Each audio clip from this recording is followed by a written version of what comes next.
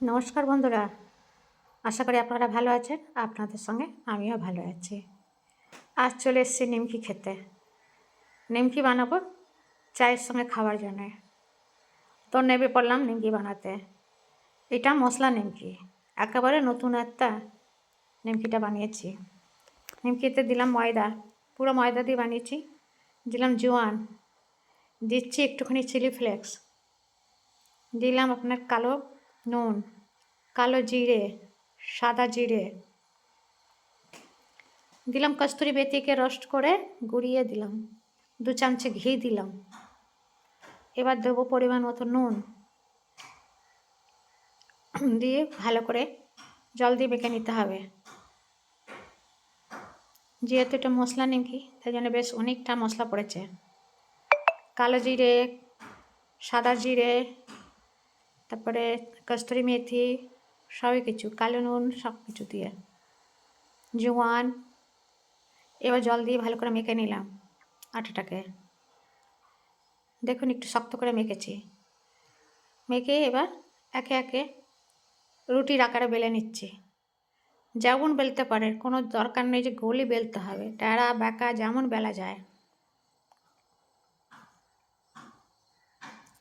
আর এটা আমি একটা চিরুনি নিয়েছি নতুন, সেই চিরুনিটা দিয়ে পুরো ফুটো ফুটো করে নিলাম প্রথমে একেবারে। এবার এটাকে কাটিং করে নেব পিৎজা কাটার দিয়ে। তো বন্ধুরা, একবার নিমকি বানিয়ে এমনি করে খেয়ে দেখবেন। মশলা নিমকি দারুণ হয় খেতে, বেশ ঝাল ঝাল। আর সাদা নিমকি তো এমনি প্লেন হয়। এদিকে আমি তেল বসিয়ে দিয়েছি, সাদা তেল। তেলটা গরমও হয়েছে। এই নিমকিগুলো উঠিয়ে এবার ভাজছি, যেমন যেমন বেলতে যাব ভাজতে যাব।